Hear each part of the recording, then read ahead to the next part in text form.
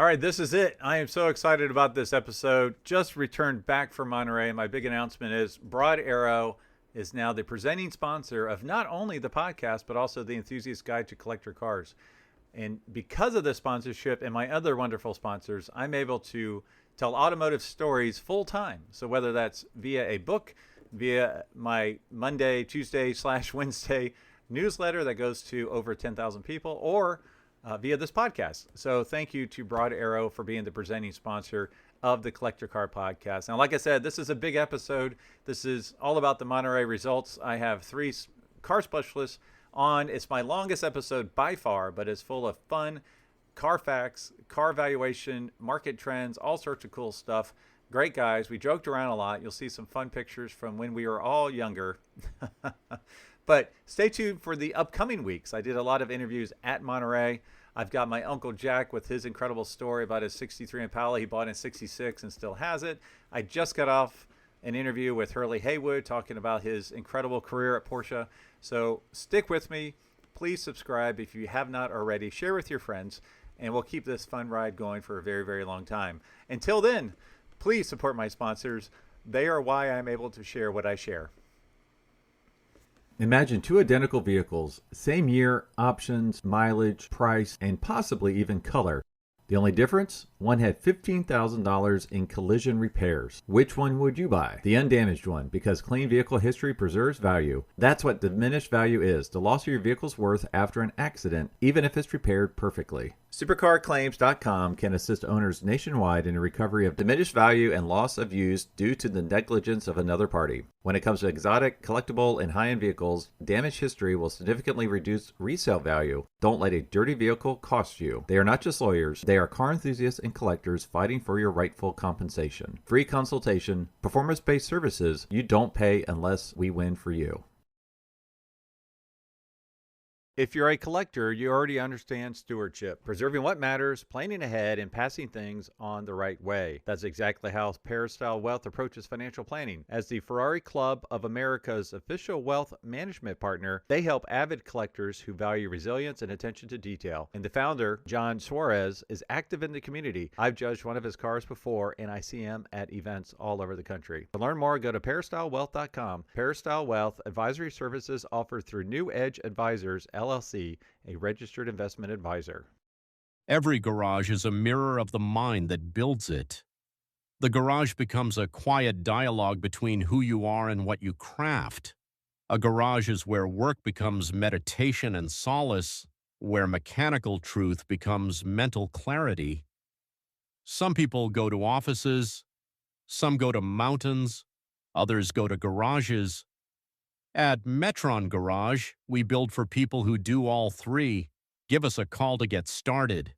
If you own a collector car, you already know it deserves more than a standard insurance policy. NCM Insurance specializes in agreed value coverage designed specifically for classic collector and enthusiast vehicles. From weekend drivers to serious collectors, they understand how these cars are used, stored, and protected. To learn more about protecting your collector car the right way, visit ncminsurance.com. Coverage built for the cars you care about. Every car in your garage tells a story, where it's been, how it's been maintained, and what makes it truly yours. Carport gives you a simple digital garage to document, organize, and manage your vehicles all in one place. Track service history, store important records, and keep your collection dialed in with confidence. From your daily driver to your dream car, Carport keeps everything in order so you're always ready for the road. And best of all, it's free to use and is 100% private. To learn more, go to carport.app.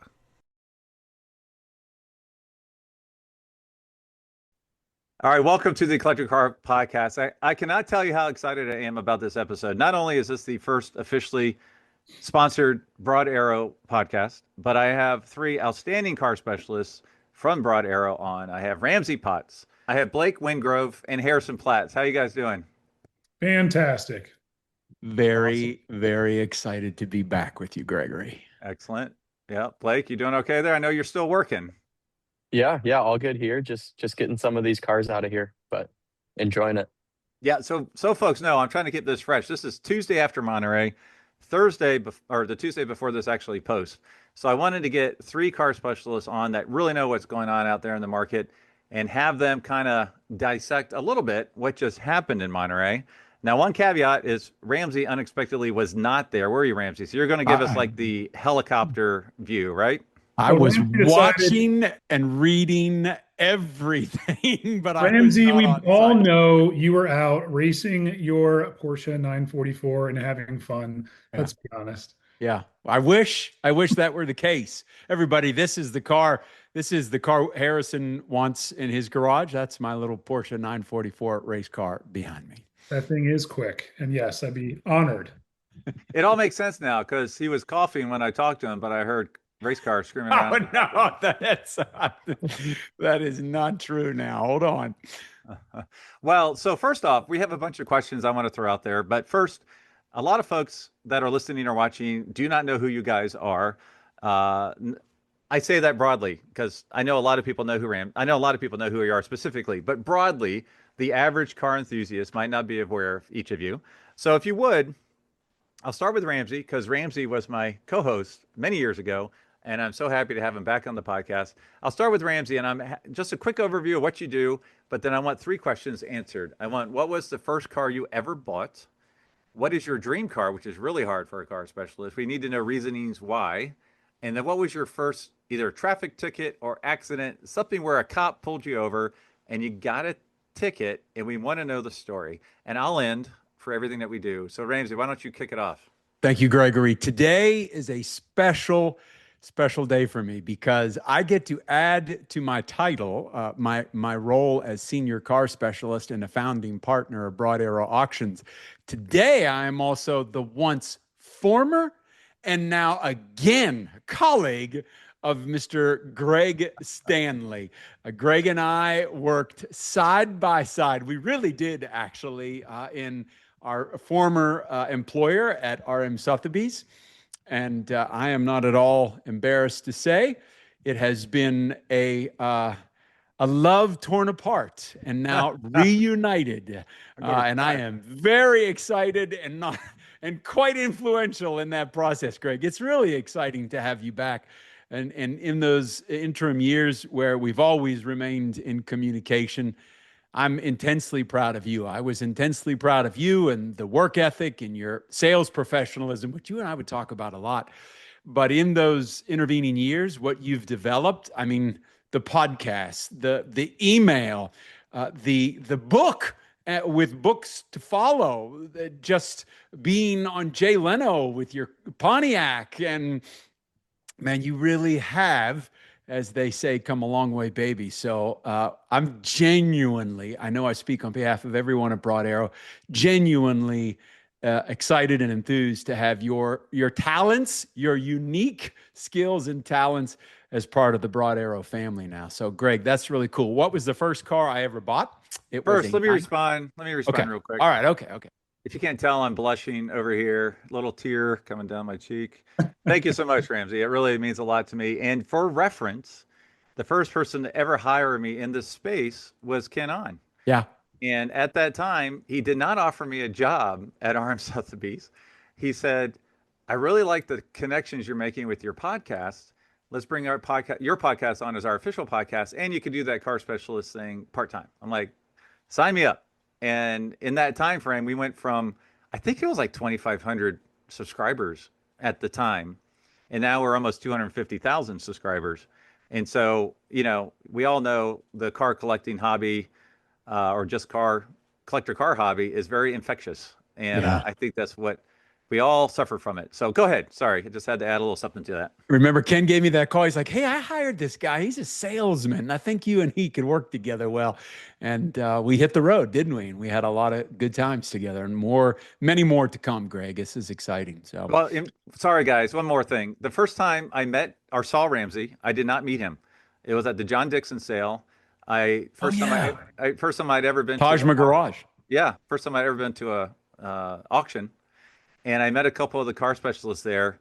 I saw Ramsey coming down the hallway with his fedora, 3-piece suit, big smile. And I said, nope, I can't handle that today. I said, too much. You always know when he's coming in all the best of ways. Yeah. Oh, my colleagues say that every time I walk in the room. So that's okay. Nothing much has changed. So, all right. So off to the work at hand. What was the first car I ever bought? Yes, it was British, 1980 MGB, 1980 MGB white with a black top, convertible top. And the thing that I probably think most fondly about that car is I was 18 at the time and I got it. And two things resonate with me. My father, who was an engineer before he went back to school and became a dentist for 35 years, he said, "Son, I think the engine needs rebuilt." And I'd had the car for about maybe 5,000 miles at the time. And he said, "The engine needs rebuilt." I said, "Dad, the engine is perfectly fine. There's nothing wrong with it whatsoever." And he said, "No, I think the engine needs rebuilt." And it was years later that I realized it was him instilling in me. And I rebuilt the engine. I took it completely apart and rebuilt the engine. It probably was worse after I was done building it than it was beforehand, but it was just one of those really cool ways that my father, who had a fleet of MGs, Jags, old British cars at the time, instilled his passion for cars in me, right? And my brother did it, and I've done it too. So I think of the car fondly. The other thing that probably resonates with me about that 1980 MGB is now at my current stage of life, rapidly approaching the age of 60. I have no idea, truly, genuinely, and this really is real, how I ever got in that car and went more than 100 miles at a time, because it is the most uncomfortable, unbearable, rudest and crudest thing. When I sit in one today, I'm like, oh dear Lord, I would never buy one of these cars. So, to be like Blake Wingrove again and find myself comfortable in any car. So those were good memories. My dream car, Greg, you and I've done some podcasts in the past, and I'm proud to say I'm going to be consistent. From when you asked me those questions back then, it has not changed. A 2005 Aston Martin Vanquish S. Now, Rambo, Because don't start with me, Harrison. I had the know. opportunity. My wife's car could have been yours. Black, Aston Martin Vanquish S. I virtually tried to give you the car for free. Just kidding. I know. How'd the air conditioning work? Well, that's a good question, Blake. It started to work only on the left-hand side. Yeah. And then it was Africa hot on the right-hand side, because it would blow all of the temperature that it took out of the air for the left, it gave back to the passenger, which was great. No, that car we'll talk about maybe a little later, because I did get into a little bit of a pullover situation, because it's one of the most fantastic drivetrains. Ramsey, you're right. The drivetrain car is just. It's incredible. Ramsey was out shopping for ambulances at the time. Yes, that's right. That's probably what happened. Race cars. But I think those cars are tremendous. I had a really, really, really neat experience. Harrison Platz and I both did, actually, just a few weeks ago, to spend actually some intimate time in a very, very small setting with about 20 of us at dinner with Ian Callum, who designed that car and every single part of it. And I had the good fortune to share with him that it is my dream car, and I think one of the most beautiful contemporary machines ever made. What was my first ticket is another question that you asked us to share. Unfortunately, I can't tell you what my first ticket was, simply because I don't remember. That stems from a larger problem, which is I have had a tremendous number of tickets in my lifetime. I've lost my driver's license twice as a result, but earned it back in both occasions. But what I can tell you is that I remember what my favorite speeding ticket, or my favorite moving violation is what we'll call it. And that is, while I was a student at the University of Pittsburgh in my little 1980 something, I don't remember, 90, 91 maybe, Pontiac Le Mans, back when Pontiac was taking Daewoo's, little Daewoo sedans, and slapping a Le Mans label on them.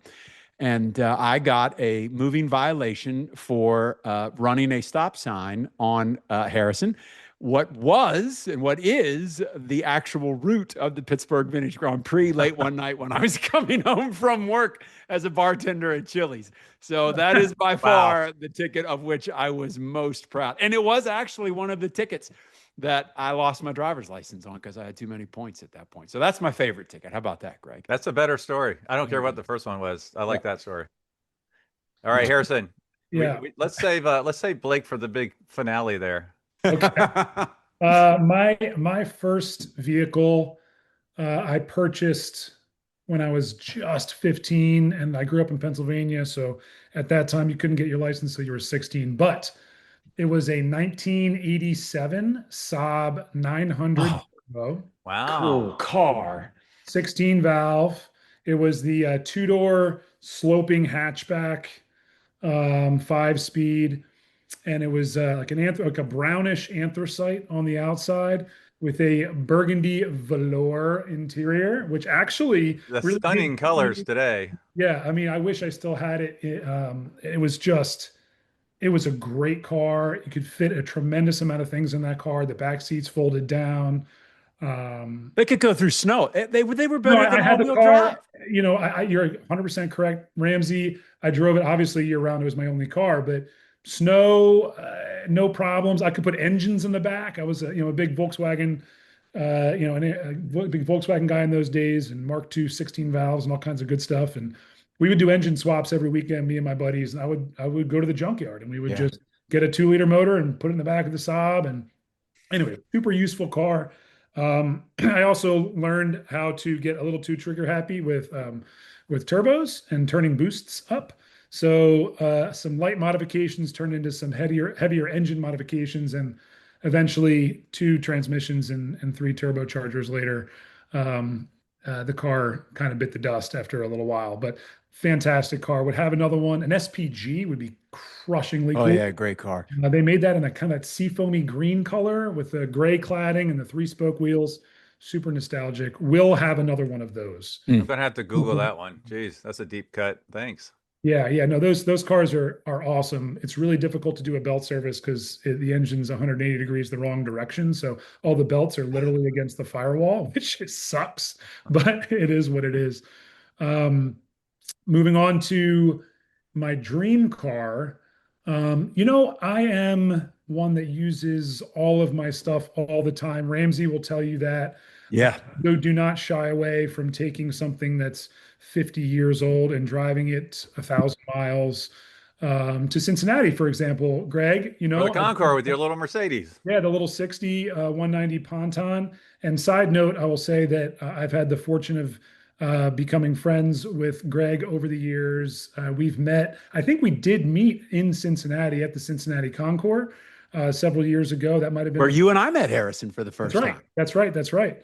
And now we're all Great full circle. And this is crazy. Now we're all full circle and we're all together. I would say great minds, but like-minded. And anyway,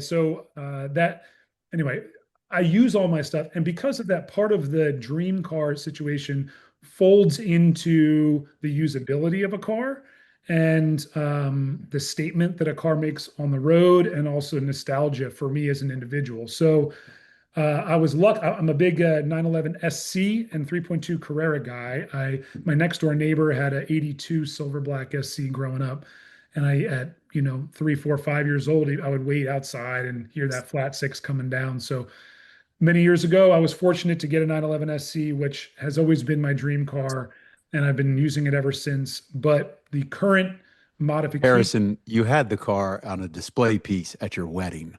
Tell people how bad you really have it. It's a really good car. Yeah, very well built, very well curated. But Rambo, that was my daily driver for years. Still, it was great.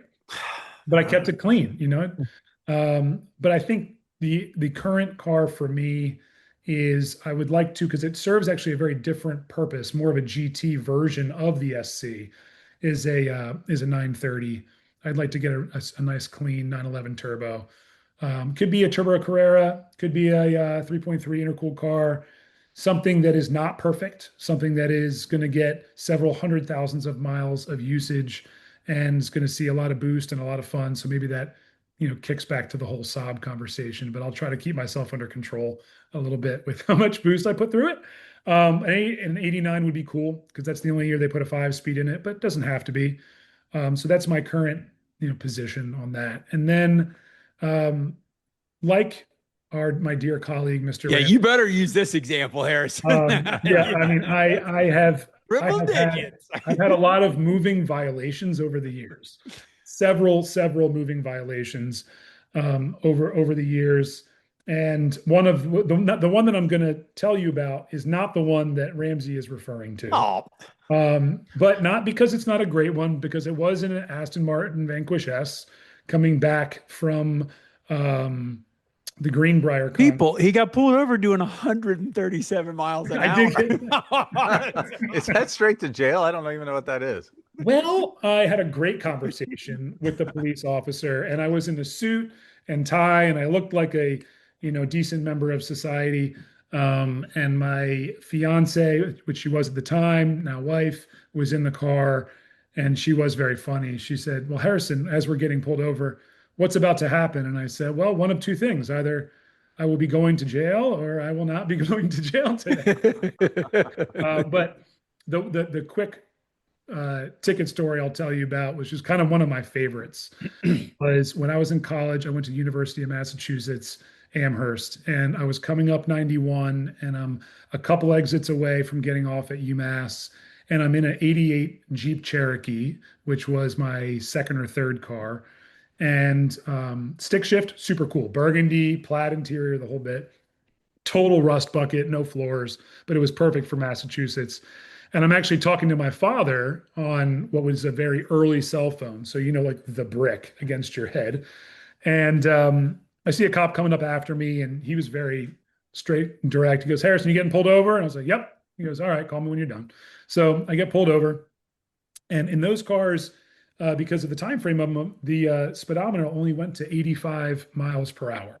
Yeah. Okay. And so the cop pulls me over, and he's one of these Massachusetts, police officers with the big hat that's like this big, and the whole thing, statey.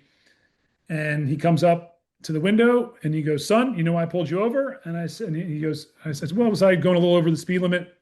He goes, "Well, how fast do you think you're going?" And I said, "I don't know. I'm sure it was a little bit over." He goes, "You were going 92 miles per hour."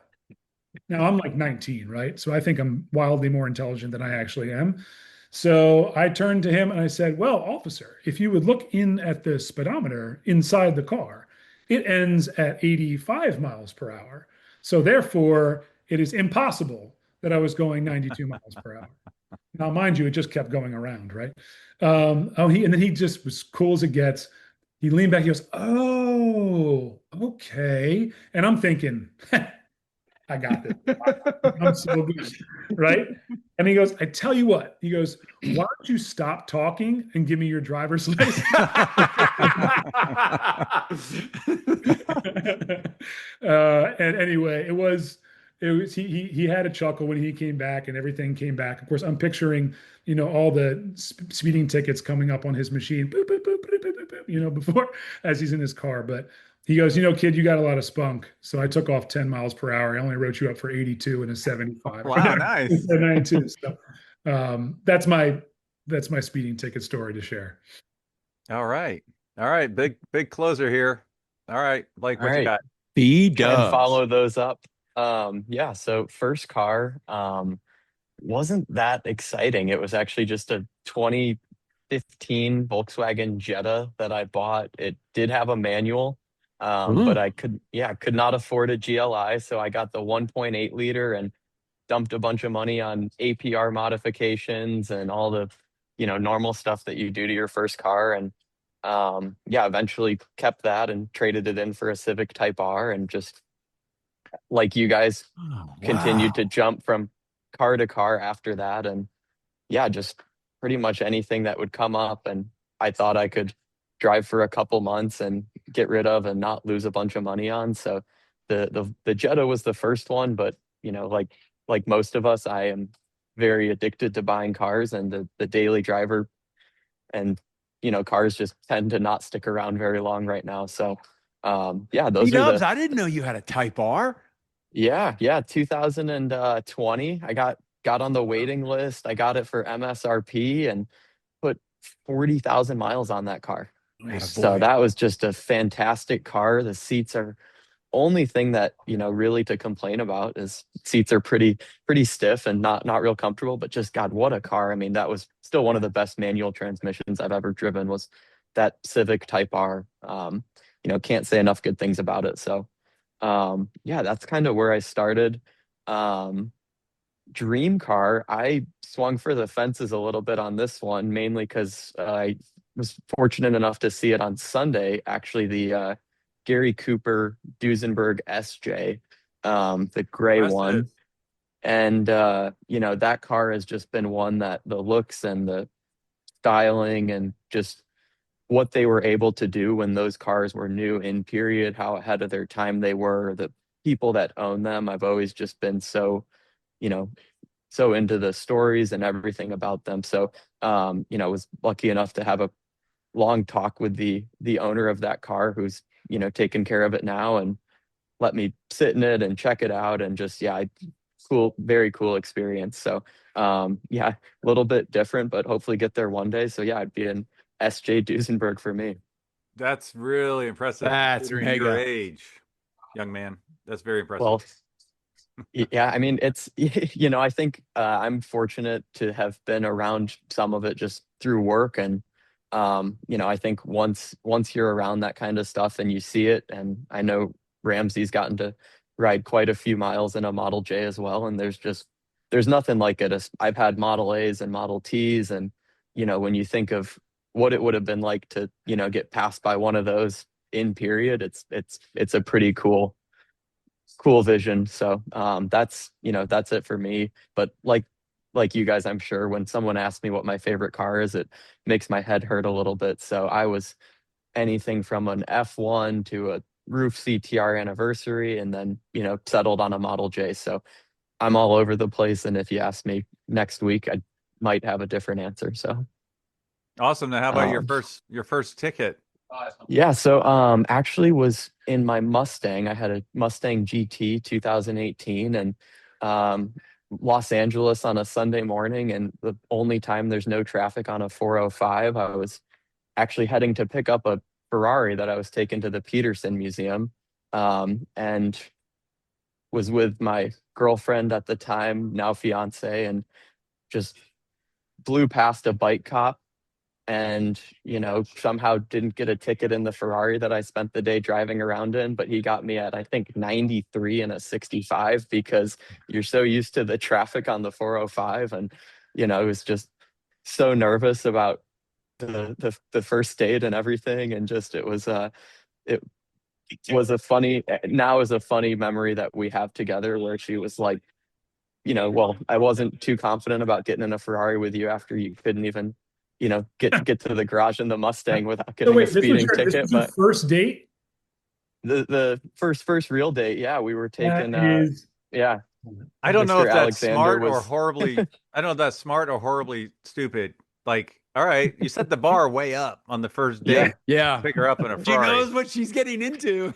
Hey, we have a lot of fun in cars now, and she still loves riding in them. And been like you guys, I've had quite a few run-ins and been lucky for the most part and gotten off with a lot of warnings, but he did not let me off with a warning on that one. I told him, "You'll see I have a very clean driving record," and he said, "Not anymore." Grabbed my driver's license and wrote me for the full full ticket. So it was now it's a funny experience. It stung at the time, but yeah, definitely it was all uphill from there. No, took out a beautiful Verde Zeltweg Ferrari 550 Maranello and got to have fun at the Peterson Museum after that. So thankfully, it was all been all uphill from there. So, two of you have future commitments. I don't want to say spouses because you're not married, but serious relationships that seem to have been cemented in the fact that they did not leave you after these instances, right? well, We've been straightforward about they know what they're getting into. So Especially Harrison, in your case. I mean, you bought that Mercedes and you drove it immediately, like 1,600 miles, no AC, no power steering, probably no disc brakes, and she was on board with you. yeah, she's always down for an adventure. And that is one of the things that, I find is when you drive vintage cars, I mean, it's spark and fuel, right? So it's if something breaks and you kind of are a little bit handy, you can get to your destination or at least make a roadside repair and get to where you want to go. And we really like the experience of just spending the time together and not being distracted in the car and talking. And you don't need a radio. You don't need, if it's not 90 degrees outside and you're moving along, okay, open up the windows, pop the vent windows and get a little fresh air and have a good time. So All right. and Well, to Ramsey's point, and Blake, I mean, that's awesome. I didn't know this story about you guys. That Vanquish was not my car. That was my wife's car. Yeah, that was her car. That was her car. And she owned that car and bought that car before we even got together. Before I even met her, her dream car was a Vanquish, and hers had a bunch of miles on it, and she daily drove it out from Washington, D.C. in town to Northern Virginia every day in rough traffic, and just loved life until the air conditioning totally decided to break. But anyway. All right, I'm going to try to prevent this from being a 3-hour podcast interview. So I'm going to keep my answers brief. In saying that, I got to say a quick SSJ story. So I have to only give you like 5% because the whole story is really, really crazy. But I pursued that thing hard with its previous owner, who is standing by the car this weekend in Monterey, proud as he could be, back when it was gray and maroon. And long story short, I ended up going to a restoration shop, not expecting to find it, and I found it. And it had just been restored into that color combination. And then, years you're later, talking about the black one. yes. And Yeah, then, so that was actually that was Clark. So that was the Gary Cooper cars, the gray one that was next to that, and then the black one. They actually made identical models for Clark Gable and Gary Cooper, and let them use them. That one's gorgeous. Yeah. That looks stunning in black. obviously it didn't work out. But I'm glad to see it. It went from a fresh restoration to another fresh restoration. And obviously it was my pick actually for Pebble, but I'm glad to see it win. So I'll give you my 3 quick answers. What's the first car you ever bought? 1968 Ford Mustang, hunk of junk, 6-cylinder, 3-speed, no options. I'll throw a picture up of me sitting against it when I was thinner. I had more hair, a Daffy Duck t-shirt, and jorts. And it was parked halfway up a grass hill because the emergency brake didn't work. And I thought if it's kind of stuck on a hill, that could act as an emergency brake. My first mechanical lesson ever was that car broke down. I realized it was the fuel filter because there's so much rust in the gas tank. So I took out the fuel filter, I shook it out, put it back in, and every time it conked out on me, I would empty out that fuel filter of rust because I had no money. Dream car, Concorso Italiano this last weekend. There was an unrestored, heavily patinaed orange 275 GTB that, carpets rust, no rust other than surface rust. That's what I want. That's like a Mustang that went to higher education in Italy. And this was a car you could take down a gravel road with zero concern. And it was the top pick of the McPherson kids. And I saw them there and I interviewed them about that car, and that will be coming up soon. And lastly, my first ticket, I was almost 17 years old, leaving out of the senior parking lot of high school in my 1984 Chrysler Laser Turbo with my twin sister next to me. Got behind a school bus that was going really slow, and I just went around the corner and I punched it. Oh, Greg. Well, they were going slow because he was letting a cop out of the apartment complex come towards me. I ran the cop off the road, and I immediately pulled over, and was super nice. He gave me a improper passing ticket for $52. Good story. Yeah. All right. Let's move on to some actual car Monterey moments, okay? The first thing I wanted to throw out there was kind of the crazy sales, the Shelby Daytona Coupe versus the Corvette Grand Sport. So I picked this one because those are both 60 iconic cars. You could argue each is, that's the top rung of the Shelby world, the Ford world. Obviously, you have Ford GT40s that would be above that. But then on the Corvette Grand Sport, you could also argue that's the top realm of the Chevrolet Corvette world. One Daytona racing history, one Grand Sport kind of stillbirth. $30 million gap. So any thoughts on those sales? They sold within their estimates, though, didn't they, Greg?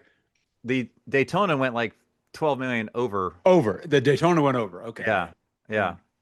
Just general thoughts. I'll chime in. Shelby, just the name. There's and of course Corvette is ubiquitous, and there's you talk about a cult-like following, but it's Shelby, and I think just his name, his legend, who he was, what he did, and how he did it essentially out of a shop in California during that simply delicious era.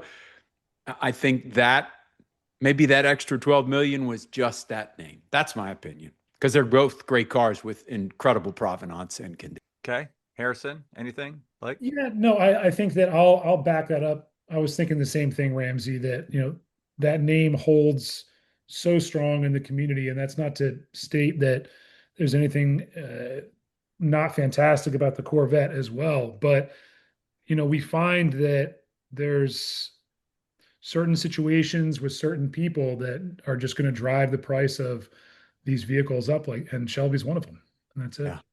Yeah. Yeah, How I about from think you, Blake? Young yeah, no enthusiast.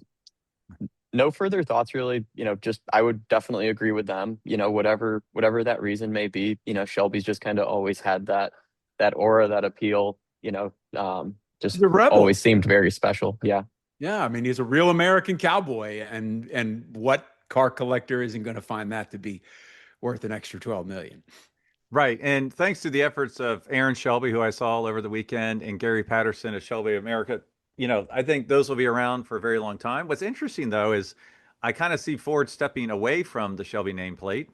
They got the Dark Horse. They're continuing to do different versions where there's not a licensing fee. Do you see Shelby sticking around in today's cars outside of Shelby America, or do you think from a corporate perspective, or do you have any thoughts on that? Wouldn't that be a bit irresponsible not to continue it to some degree within the Ford world? Maybe not make something every year all the time, but when they introduce the name, it still carries quite a bit of cachet. At least it does for me. Yeah, it does. And I love the most recent GT500s are just gorgeous cars. Mm-hmm. I think that the Shelby name is unique, like Ramsey was saying, with having this nostalgia that people, relate to, even to the fact that, of course, they had the Ford versus Ferrari movie, and it still holds very strong. I will say that with that, they would be smart to focus on other opportunities for a Shelby-like individual or character or driver or anything to bring in a new generation of enthusiasts that will back up a name. What that might be to be determined, but everyone always asks, if a certain vehicle, it's different, right? So there's two situations. There was vehicles that were built, obviously by Shelby that hold this kind of stature, and then there's vehicles that were raced by fill in the blank. And I think that over time, there's certain drivers that are going to hold a position forever, but people connect less with a specific race car driver, let's say from the 60s or 70s, as being super important to the valuation of a car in comparison to something that's a little bit more modern. Over time, that kind of loses some of its steam. So I'll add with that, Shelby, Greg, I think the fact that Peter Brock is still not only just alive, but thriving and can tell the story of what's the story? It's like, he drew it on a napkin and 7 days later they, welded the top on. I mean, the story, I've read it, but I don't remember it. But I mean, the fact that he can add to that lore, one guy, I mean, Brock basically said, oh, I can do this. And out came the Coupe. Yeah, agreed. Yeah. Well, let's move on to the Ferrari market. Now, in my notes, I put the outstanding result for an F40 at $8.3 million. I think we could also bundle it in here because I don't think it's worth a lot of mention. We can mention the $40 million Luce charitable sale, which I think is just, it has nothing to do with the car in my mind. But what are some thoughts on the Ferrari market? One thing I like Haggerty did recently is they called it the K market, where, you have this section of the market going up radically, then you have a section of the market going down. Now, up is obviously modern supercars, hypercars, Ferraris. Down would be the stuff that we probably gravitates a little more towards, the 50s British, 60s muscle cars, whatever. Or anything I own. Or anything you own, ambulances. Mm-hmm. Yeah. Who would like to give kind of their thoughts on the general Ferrari market as a whole? Yeah, I'll add this because all I can do is just. Wait, we got all three. Let's start with Blake. Blake. All right, Blake, go. No, I think just one of the things kind of as a whole that was very interesting to see, and mainly just kind of how fast it's happening. Everyone knew it was happening, but just, watching the prices of 430s, 360s, Enzos, everything kind of just continue to seem to climb. And, I've just been a little surprised actually by how fast that's happened. And then it the 60s Ferrari market is also really surprised me to kind of watch some of those results over the weekend. I love 275s. The market for those doesn't seem to be real strong right now. 250 Lusos, some of that stuff just kind of, just for such awesome cars with really great history. I've been a little surprised to see what some of those have sold for in, just comparison with an Enzo or something like that. I know they're totally different cars, but both kind of in a way, flagship models. And yeah, I think it was interesting to just kind of watch how 430 prices, 360 prices, everything kind of modern Ferrari, it seems like couldn't be stronger, 599s, anything really. It's been happening very quickly, it seems like to me, how those prices continue to go up. Nice. All right, Harrison. Yeah, I think that it's important to recognize there's different kinds of collectors, of course, and people enjoy the hobby in different ways. And that's very easy to see in the prices for some of these things and how aggressive mileage is coming into the equation for the price points of these cars, of these modern Ferraris. The difference between a 800 mile 550 and an 8,000 mile 550. And so I think that there's this interesting split that said, okay, well, they're all kind of moving in this direction and trending in this upward direction, and that's great. But what's interesting to me is to see how aggressively the split then is of the cars that are super low mileage. We all know that low mileage and that unique colors play a significant role in valuation of these cars.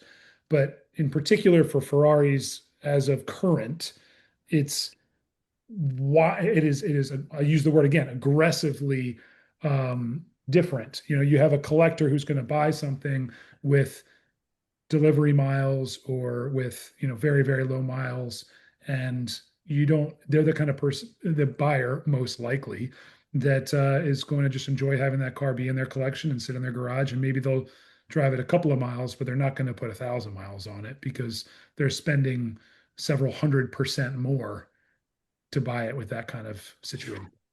Okay, Ramsey.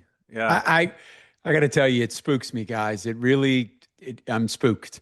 I told you, Greg, right after the Mecum sale, I got a call from a client and he said, "Hey, come by. I'm going to show you something." And I went to see him.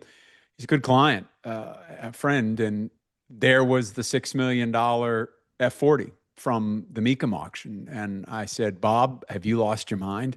This is insane. You've paid too much too soon. And it will be a long time till you begin to see this as a good value."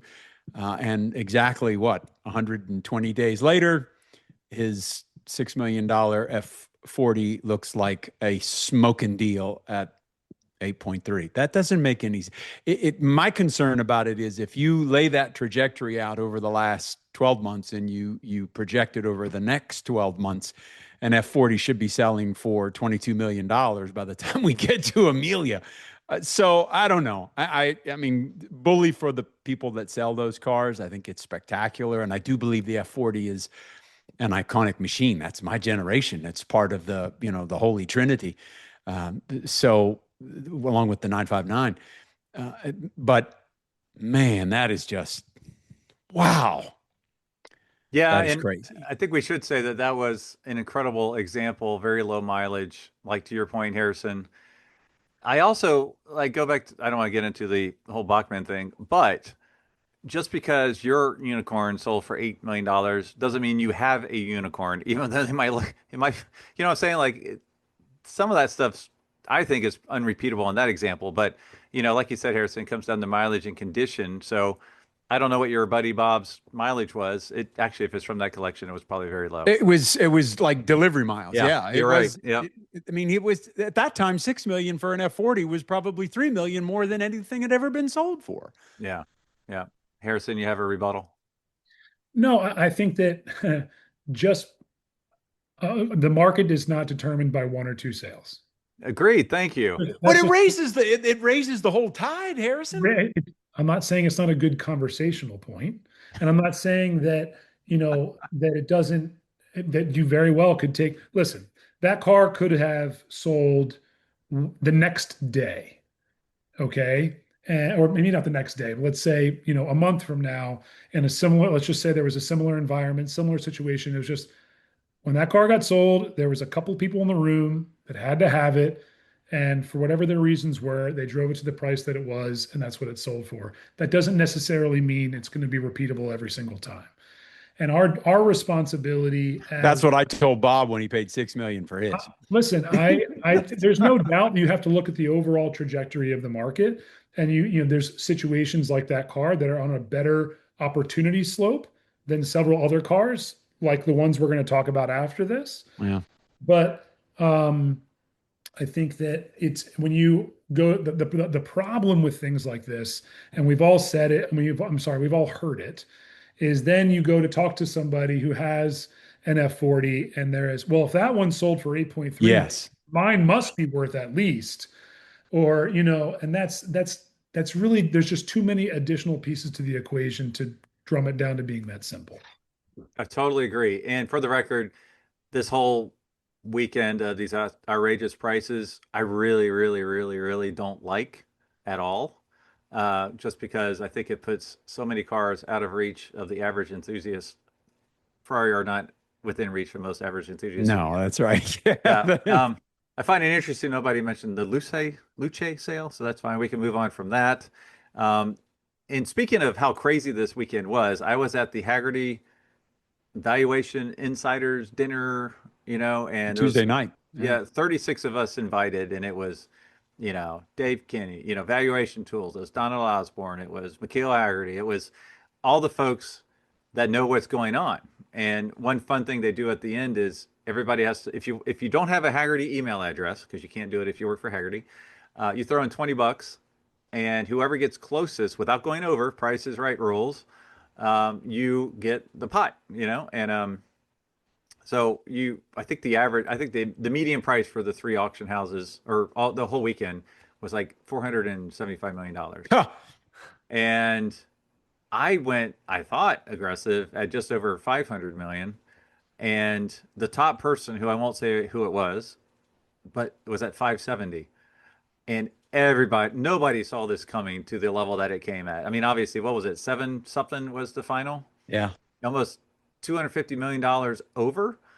Nobody in the industry had the crystal ball that said that this would happen this weekend, unless it was one of you guys. No, 740 some odd million. Yeah, that's bananas. That's a great dinner. I'm glad you got to go, Greg. It's the first one I've missed in years. It's great, man. Yeah. The little potatoes with caviar. It was really, really good. Yeah. Okay, let's move on to the next one. Why don't we have Ramsey lead this off? Because I know his passion for him. But give me your insight on, now you could expand it. I put 1950s British cars because I don't remember the auction, but there was a, XK120 that did not even meet reserve, and the high estimate was like 60 grand. And obviously it could have been a basket case. I don't know the specifics, but it just made me want to put that in there. We've talked about the K shape, some stuff going up, some stuff going down. Generally, it seems like it's the 50s and 60s going down. A lot of that's because of generational shift. I always say if your dream car was a 57 Thunderbird, you're either selling it or your estate is liquidating it. And so there's a lot of those cars on the market. The flip side of that is I feel like there's some pinnacle cars, call it a 59 Cadillac Barretts, whatever, that tend to hold their value more because they're quote unquote pinnacle cars for that brand or that model or performance or whatever. So Ramsey, kick it off. I put 1950s British cars, what's going on, but kind of talk about it however you want in the broad strokes that you like to. Yeah, moments, quite literally, Gregory, moments before we got on this call today, I was texting back and forth with a wonderful fellow in Louisiana who has a 356C, curious why they're not worth as much. And I was happy to tell him the good news is it has nothing to do with the fact that you have a Porsche 356C. It's the fact that a 60-year-old man, collector, woman, person, a 60-year-old collector graduated high school in 1984. So anything, be it Thunderbird, be it Porsche, be it certainly Jaguar, from the 50s and the 60s, it's tough to make a nostalgic collection to that era. It's really difficult to do, and that's not wrong, and it's not necessarily right. It's just we move on, and time marches on, and with that, nostalgia moves as well. I really I don't think it is involved, you know, a Lotus Cortina or a Jaguar XK150 isn't any less of a car or less rewarding or enjoyable today than it was 10 years ago. But those people who have an emotional attachment to it, they're at a different phase of their collecting career. I'll tell you, with regard to my friends, and I'll end on this note, my biggest challenge to get my buddies my age, I'm almost 60, more interested in cars, the biggest obstacle in the way are grandkids. As soon as those grandkids show up, cars don't matter as much anymore because grandkids drive me nuts. I'll jump in here. I agree, of course, with everything that Ramsey's discussing, and have to have those conversations also every single day. And I also agree and disagree a little bit with, I shouldn't say disagree, but I mean, you brought up, I'll elaborate on, Greg, is that the staple kind of blue chip collector cars that you're discussing from the 50s and 60s, those have more resilience against a valuation shift than what I would call a standard collector car from that time period. So your XK 120, 140, 150, Mercedes 190 SL, Porsche 356, fill in the blank, British car, also American car. Yeah. Those standard collector cars and sports cars are Corvettes from that era. Right. They're making quite a large shift. That's, I believe, a combination of what Ramsey said, which was the connectivity to it, the emotional desire to have one, et cetera. And then really, got to be honest, it comes down to supply and demand. I mean, a lot of people who own those cars are getting into a phase where they might not be getting out of the hobby, but they don't need 6 cars in their garage anymore. Maybe they just want 1 or 2. And so the market is getting, flooded with Austin Healey 3000s. And, you've got more options and more colors and more cars in various conditions. And therefore, prices start to drop because of that. However, and I think that this is actually, and Ramsey, this is what I've been discussing as of late, and this is a real situation that happened to me recently. There's a flip side to the coin that is so cool, because like you also said, doesn't make the cars any less interesting or fun to drive or cool to experience. But what an opportunity for people now to buy interesting and cool quality cars for a reduced cost. And so recently, and then this will be the last comment I'll make, and then I'll turn it over to Blake.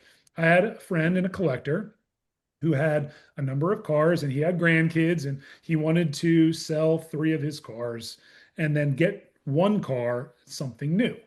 And he's like, and we went over the valuations. There was an Austin Healey 3000 in there. I think there was a 356 in there, just a standard red, black B or C coupe, and all quality cars, nice cars. And after I led him through everything, he said, Harrison, I understand. Whatever way you think is most appropriate to sell these cars and the best environment upon which to sell them, let's do it. And we did it. And so we sold all 3 cars. And let's say, loose numbers were $130,000, $140,000, maybe $150,000 we got together between the 3 cars. And I said, okay, well, what's your dream car? What's the 1 car you want to get now? And he goes, well, I've always wanted to have a Series 1 XKE Roadster, closed headlight. But, Harrison, I don't have $225,000 to buy a Roadster. Buy 2 of them. What you do have, I said, you've got $135,000 to buy an absolutely excellent XKE Roadster. And you don't even necessarily need that much. Nope. Maybe even less than 6 figures, dare I say it, for a lot of just good, honest cars out there. The blue one I had in our sale was spectacular Series 1 car. Yep. For $90,000. And so that's our game plan. I mean, I looked at a green car for him recently, and he's going to be able to get his dream car. So the point is that there is a flip side to this coin. There is a lot of great cars out there that are from these earlier generations that are at a more reasonable price point.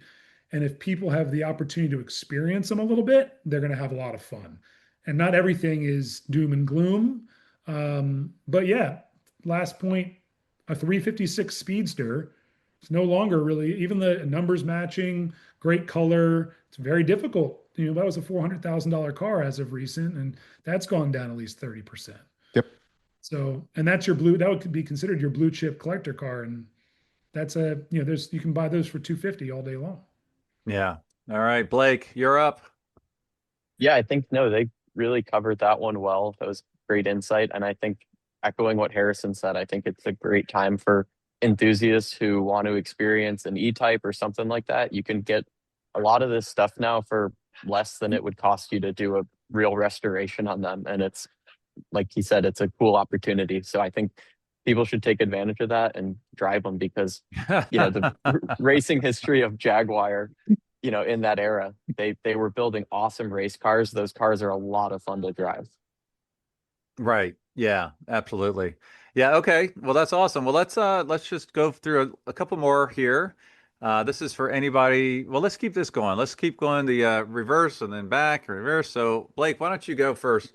Was there a big surprise that kind of caught you off guard over the weekend? Obviously, the Luce, but anything else we haven't referenced that you're like, well, that was interesting? Yeah, actually, the F1 that sold for just under 35 million hammer. I thought that car actually, with the history of it, with the crazy design of it, I know it had some good history and some bad history, but just with what had been happening with F1s and like we've been talking about with this generational, that was a car I had talked to a lot of people about. I thought the number might have started with a 4 on it. But I think just with a lot of the F1s that have been selling privately, I think that, I was actually a little bit surprised to see. I thought that could have been one of those cars that if something was going to go crazy, I would have picked an F1 over a Daytona Coupe. I think it's awesome that the Daytona Coupe did what it did. And, but yeah, that one surprised me a little bit. All right. Harrison, you're up. Good point. I think one thing that continues to surprise me, and it is a reality of the equation, but is how much percentage value add there is for unique colors in the market. I mean, it's really quite outstanding. I'm a bit of a Mercedes enthusiast, and we had a really beautiful green 300 SL Roadster that was one of 15 delivered in that color. And I think I had a cream interior to start, but it was changed to green, like a dark green with a dark green convertible top. And then we also had a very nicely restored black Roadster, 300 SL Roadster. And the black Roadster, I think to date, unless there's something in the more recent day that I don't know about, didn't quite make it. But the green Roadster sold for, very, very strong money. And so, what used to be in my brain, maybe a 10 to 15% value add for a unique color, boy, I mean, it can be over 30%, even when it's a car that's, well over $1 million. That's how important it is to people. All right, Ramsey. This was not staged. I swear to you, this was not planned. You're gonna say 944? No, it was. I was wheels are pretty well staged there, Ramsey. You have them. The green 300 SL. No, Yeah. listen. Because okay, the rest of the story is I'm pleased to say that I had 2 clients: the gentleman who bought the car and the gentleman who was the direct underbidder, and both of these were situations where I called them and I said, I got some good news for you today. And they're like, what's that, Ramsey? I'm like, you're going to buy a car you didn't even know you wanted. And I told both of them this car, the condition of it, because I saw it when I was out or Jacob gave me all the information on it and told me the whole story about it. And these are both drivers. They both drive a lot. They both do a lot. They go, man, rallies, tours all over the world. And we all know everybody, even if you don't have one like us, know that those are great cars for that. But the Rudge wheels, the condition, and the color. I told the clients, this makes a great car, a good car, an even better car, and you should really look at this car. And they both went at it hammer and tong. And what I was surprised about was how well it really did sell. And I think it had, Harrison, right? That car was in absolute top flight condition was my understanding. I think also one big positive on that car is that I believe it was 41 years of previous ownership. Oh, yeah. 41 Yeah. years owned, and also had participated in several 1,000-mile rallies. Yeah. So it was a very, very well restored car that was still in excellent condition, that had been proven up on 1,000-mile rallies, There you go. long-term ownership history of 41 years in a unique color combination. So it's boom, boom, boom, boom, boom. And then therefore that percentage value add there is just massive. And it's a great car. And they're going to have It was a great car, yeah. Yeah. But okay, just to be different, Greg, I will say one thing. I was watching those two Land Rovers, the pair that were at RM Sotheby's, and I thought, man, there is no way they're going to sell. They sold for like $900,000 all in. That absolutely just shocked me. If you want to know what truly was shocking, it was those two cars. I was watching them. They're British, they're Land Rovers, and that was crazy. Yeah. Or how about the Aston Martin that was owned by Daniel Craig? Oh yeah, yeah, that we had on our Yeah. That catalog. was super fun in the room, because it was, I mean, I think the estimate was somewhere around 175, 180, maybe 180. And it went for, I think, over 300 grand. Star power. Back and forth. Yeah. Back and forth, back and forth. And that rarely happens. I rarely think that star power is that significant, but in this case it was. Well, mine is, I guess I didn't really read my own question right, but I was, for some reason, fascinated to see how the Lamborghini Sions did, because I sold one at Monterey last year, and I remember we were concerned because that's a little bit of a difficult car to sell, and that just stuck in my brain.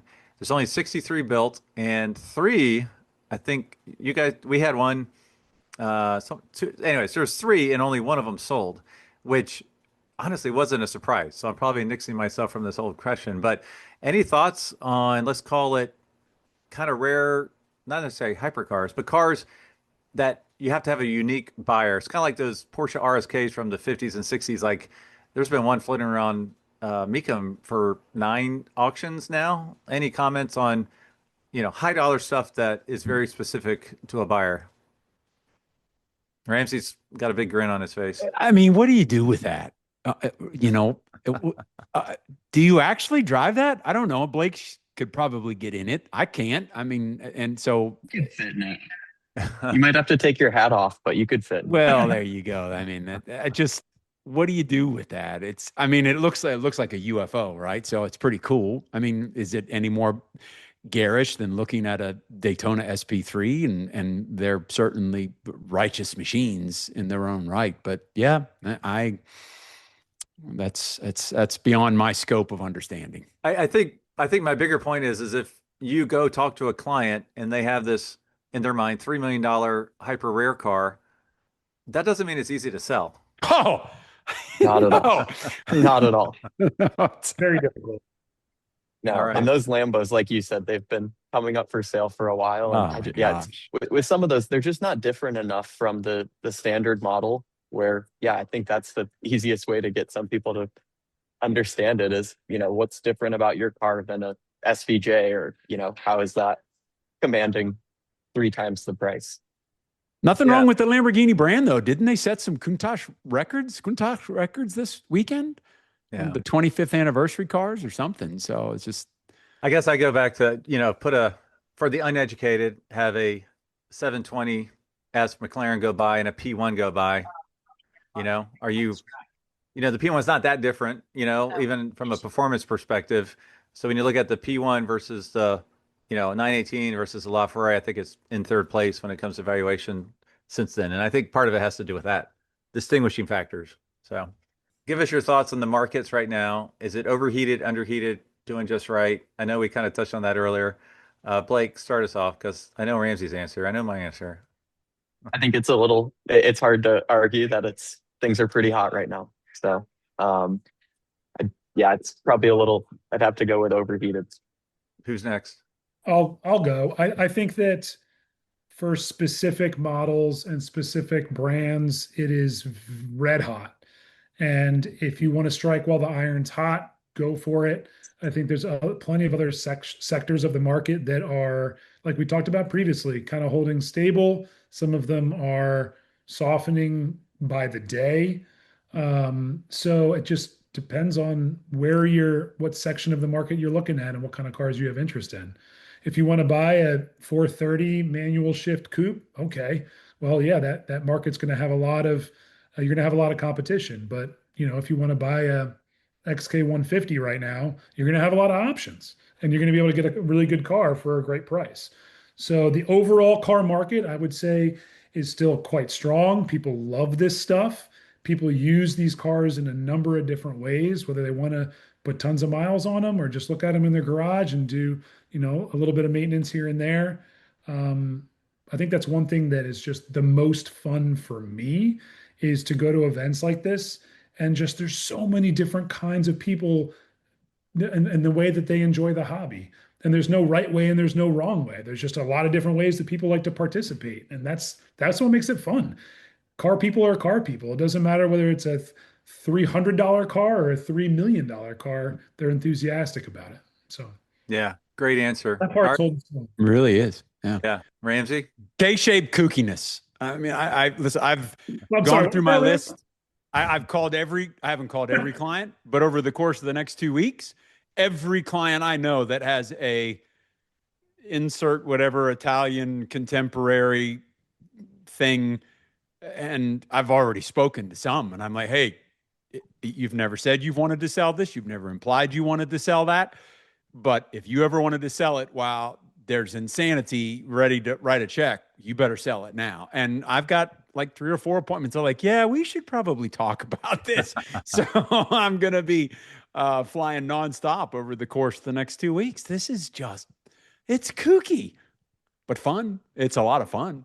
Yeah. So real quick, for those of you who might want assistance from any of these wonderful car specialists, go to Broad Arrow, the website, go down to the bottom of the website, hit our team.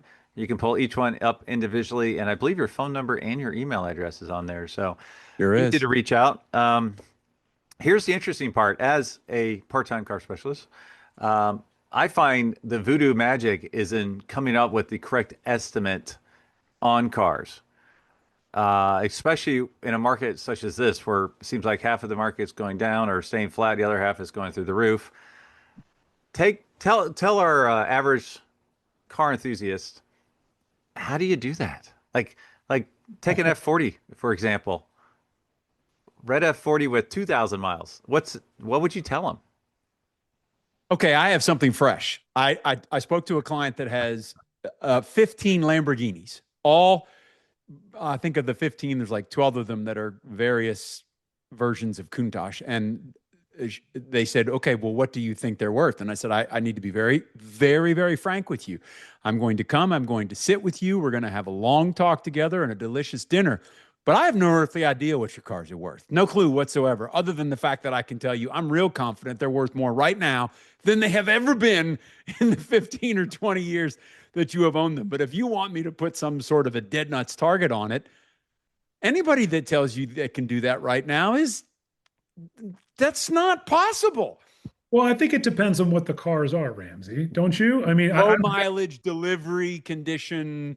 Yeah, and in that situation, Lamborghinis. those Lamborghinis, I totally agree. And Greg, to your comment, I think it is very important to try to manage the expectation for the seller to try to get a marketable range that's going to be attainable. And part of that is putting the car in the right environment to maximize what their return could be. So for Ramsey's client, I totally agree with everything Ramsey had to say with those Lamborghinis.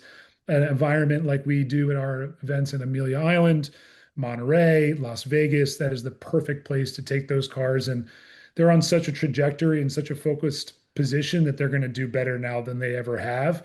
For something where there's a lot more bullet points to go from, with recently sold examples that you can say, look, for all the reasons let's go back to the Porsche 356 Speedster. I understand that a couple of years ago, your Speedster was arguably worth 375 to 425. But here's 6 examples of ones that sold in the last 6 months for 275 to 325. And I think it's our responsibility in those situations when we do have data to go from to manage the expectation to the seller and say, no, I'm sorry. Like maybe we'll get there if in an auction environment, you get a couple people and it's a cool color and it's all the things like that 300 SL Roadster that would have normally sold for maybe 1.4, 1.5, but because of the color and the situation, it was worth so much more. So maybe, but that Speedster is now a 275, let's say to 325 car, and here's why. And then you just got to lead them to the realities of what they have. And if they aren't comfortable with it, that's fine. But to go into it with everyone being on the same sheet of music as much as possible is always my goal. So. Yeah. All right, Blake, you want to wrap us up there? No, I think that's just a great point. Is just informing them and then letting them make the decision. There's still plenty of people out there that are not buying these cars, thankfully, as investments. They're buying them because they love them. And, you'll call them and let them know what's going on in the market. And they'll say, that's great. No interest in selling. And you say, great, have fun with it. So I think that's just, another thing that sometimes is really important to understand about why this will never make sense is, these are passion purchases that it's years and years of whatever that dreams have been building up to it. And, you're just never going to be able to put a exact science behind it. And sometimes people just like what they like. And that is what it is. Awesome. Okay, can I test Blake? Sure. Our Test junior him. guy here. I saw you simmering over there, Rambo. I do. I want to test both of you. Okay, because we talk about, some of the obvious, but let's take a Lamborghini Miura. So in January, I spent a day with a client who has a P400S that is almost every bit as good as that blue one, which admittedly was a spectacular example of a P400S, not an SV. And in January, he and I were that close to consigning the car for approximately $2 million. Then we had what happened at Amelia with an SV, which was a spectacular car. And even that other one, which was not as good, did off the chart. And now we have this blue one. Blake, you're the auction manager in Vegas. Can I have a $4 million reserve on my Miura P400S? Yeah. No, I mean, thankfully, that's not my decision. Yeah, but it doesn't make any sense. No. I mean, the white one we sold at Amelia, that car was not $3 million. That car was in the mid to low twos. So, I mean, it's that blue car, I think, like we've been talking about it, there's always going to be an example that is just the cream of the crop. And that one, the color was stunning. The restorers who restored that car, the name's escaping me, but they're very well known for Miuras. They said that is the best Miura they've ever restored. And so, I think that it depends on the Miura. It depends on the car. It depends on the colors a lot. But who knows? I'll have you call Barney and tell him it's okay to do a $4 million reserve then, if that's okay. All right. Which is twice the reserve we were going to do in Amelia. Yeah. Like we were saying, you always got to manage the expectations. But man. There's who knows. Harrison? I mean, don't you think? Yeah, no. I mean, I think that it's important to have the conversation and just be completely honest and blunt and say, look, these are the cars that have been transacting over the last year, and this is where you started, and this is where it's going, and I believe that the car should go over, let's just say $2.5 million or whatever else it is. And if it does, are you comfortable with that? It might do more, it might go a little bit less, but a lot of this gets down to, and to me, I like to say, okay, in a normal case scenario, the car should sell for somewhere around, there's good, this is the way I like to put it. Normal. But no, wait, hold on. I'll call this. When someone calls you up, okay, let's say that I'm going to go back to the 300 SL just because we've been talking about it the whole episode here. When someone calls up and says, most of these 300 SLs are transacting for $1.5 million, $1.4 million, and I see you have an estimate of, let's say, 2 to 2.5 or something. You have to have good argument to that individual of why they should spend $2 million plus on that car. If you don't have good argument, then you just look like you put an estimate on a car that's too much money. But if you take that $1.5 million car and then you say, oh, well, they only made 15 in this color green. So that's going to be a 25% value add. And it's got all these special options on it that were only available at the time that you can't find. And that's going to be another 15 to 20% value add and what have you. And then all of a sudden you get up to where you're in an explainable range for your estimate. Now, to your seller, you say, look, I believe that there's good grounds for all of these things. And when people call me, I'm going to explain to them why they think they should spend 2. Because the guy who generally is spending over 2 million has 2.5 and probably, certainly has the lower numbers. They're not stretching to get there, in other words. Yeah. So they just want to feel like they're justified in that they're buying a car for what is a backupable, position. And to the seller, I believe that a standard issue, Roadster in your condition is worth $1.5 million. I believe, and I'm going to market the fact that there's a lot of value add to the uniqueness of your car. But if it goes to 1.7, are you comfortable with that? Or are you not comfortable with that? I think just being super honest with them and saying, and then say, well, yeah, I bought the car 20 years ago for 350 grand. I'm ready to move on from it. I don't need to pull every dollar and cent out of it. Let's put it then it becomes, what's the best environment to sell the car? Where can I maximize my potential return? Boom, Pebble Beach, Broad Arrow at the Quail. Like the crowd is going to be there. The buyers are going to be there. If it's going to go for more money, it's going to go there. Well said. Well said. All right. We're going to wrap this up, but I have one more question for all of you. I'll ask Ramsey to start. So looking back at Monterey, what car or cars? Well, I don't like this question. What Is it would a you have car that bought? was sold already, or a car No, that didn't? looking back at it, what do you wish you would have bought? Like if there was something. Now this is like in your price range. This isn't like, oh, I would have liked to buy the F40 for 8.3. Like, is there something that you were kind of watching that you would have liked to put into your garage? It could have been from any of the auction houses. What kind of stood out a little bit that if you were buying, you would have gone after? Easiest question I'm going to get asked this year. We sold it after the sale. I sold it to a wonderful client who will be racing the wheels off of it. But You're going to say that Le Mans winning, the words Le Mans winning apply to that 924 Carrera that Ray Schaefer, our colleague, consigned to our sale, and we sold after the sale to a hardcore vintage racer who started his message to me like this. Hey, I'm a 911 guy. Literally, that was the open. Hey, Ramsey, I'm a 911 guy, but could I buy that 924 for this? And a few minutes later, we had the deal done. And then I sent him the poster of the car at Le Mans. And then I sent him the Bridgestone ads and all that. And I'm like, holy Moses, a Le Mans winning Porsche. And you'll see what we sold it for under $500,000. Had that been a 911, it'd have been $1 million car, right? That blows my mind that transaxles don't get more love. There you go. Now, would you have to sell the 944 and the ambulance and the Isuzu to afford that? And the Volvo?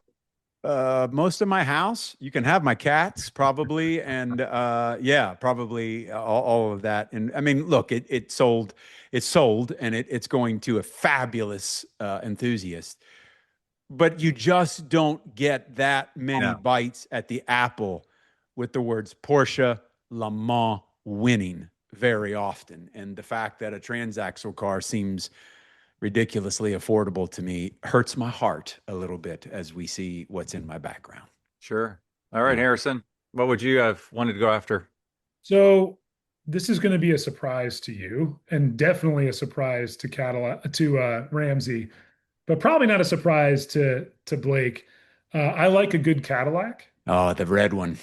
And we had a 76 Cadillac Eldorado convertible that was Firethorn metallic with a white interior, white walls, like 6,500 miles, 50-year long-term ownership until 2026. I went out with a client of mine who was interested in buying it, ended up buying a Mercedes from us instead. And this car was brand new. And it was I'm just going to say it was so badass. As soon as I got in there, I haven't shaved as much in the past week, but at the time I grew a mustache immediately. As soon as I got behind the wheel of that Cadillac. And I took it out with him. We had a great time. It was very Cadillac in that it gets terrible fuel economy, and I ran out of gas during the test drive, which was hilarious. And then Joe came to rescue me. But the car was brand new, and it sold for an okay number, but it would have been a number. I was actually doing an inspection on a vehicle when that car was going off, and man, I would have loved to have owned that car. All right, Blake, tell us all about it. Easy choice for me. We had a 1951 Chevy Fleetmaster sedan in the auction, and I begged Ramsey and I's buddy to buy it on the phone, and he did not.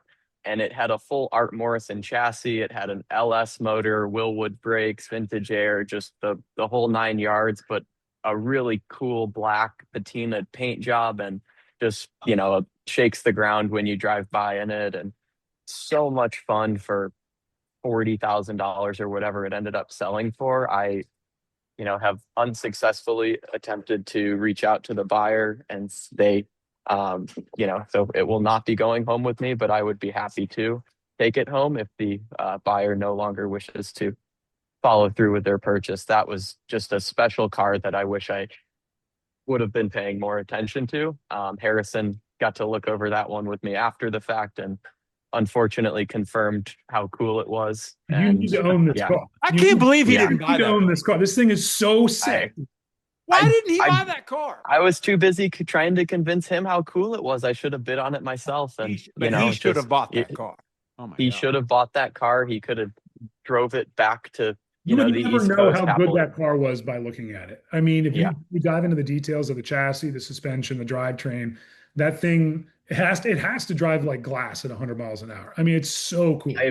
I can confirm that it does, or at least near there, and it's remarkable what those Morrison chassis. It drives like a brand new car. So I would have loved to be on the road shortly back to Los Angeles in that car, but I am not.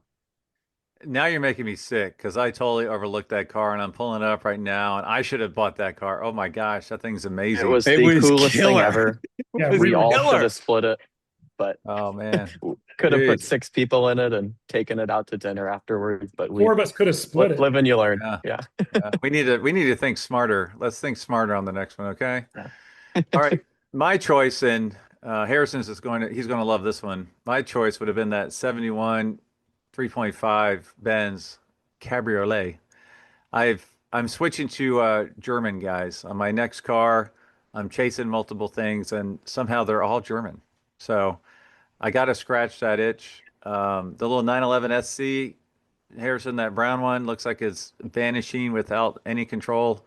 Someone's buying the whole thing, the whole collection. I'm trying to salvage it. But yeah, I just want to scratch that itch of old Mercedes or 90s BMW or 70s Porsche. Any one of those should be the next spot in the garage. Well, That's you my are hope. fortunate that you've got a number of colleagues also on this phone call that will gladly jump in and assist you in that. I know where that car went, Greg, and I bet he'll sell it to you for a minor profit. Yeah, I can't afford it at the hammer price, much less a minor profit included. He's really happy with it.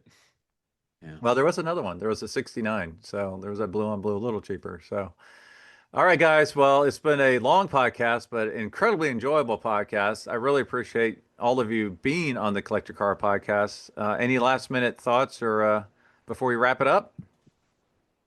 I'm so excited to have you in the bag, Greg Stanley. Welcome to the crew, Greg. Oh, in the bag. I get it. In the bag. Awesome.